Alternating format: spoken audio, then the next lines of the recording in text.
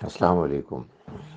آپ کچھ بھی نہ کریں، آپ ریلیکس کریں، آپ قرآن مجید پڑھیں، سمجھ کر پڑھیں اور نمازیں پڑھیں۔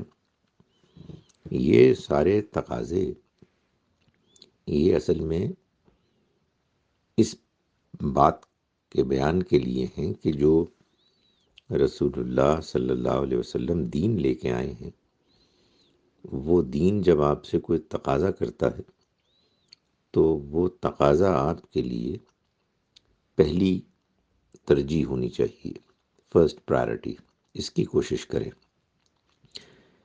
باقی محبت دل میں پیدا آہستہ آہستہ ہوتی ہے، اپنے اپنے پیس، اپنے اپنے بیک گراؤنڈ، اپنے اپنے مزاج کے مطابق ہوتی ہے۔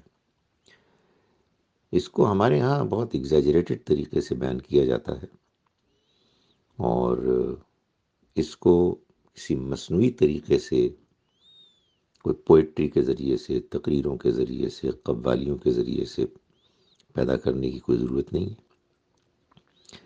یہ محبتیں اگر پیدا ہوں گی تو قرآن کو پڑھ کر ہوں گی، وہی اس کا نیچرل طریقہ ہے اور سب سے مضبوط پائیدار طریقہ ہے۔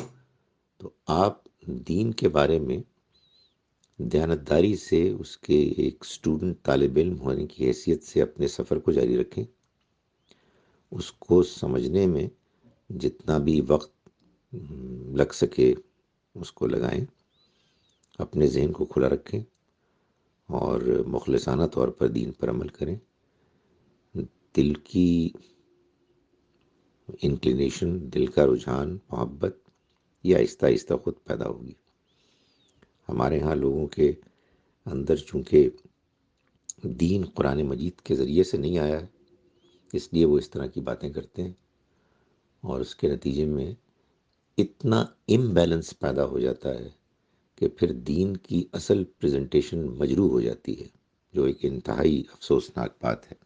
سو آپ ریلیکسڈ ہوں اور اللہ کا کلام پڑھیں اور نمازیں پڑھیں، انشاءاللہ باقی معاملات آپ اپنی جگہ پر آ جائیں گے، صحیح جگہ پر، جب اللہ چاہے گا۔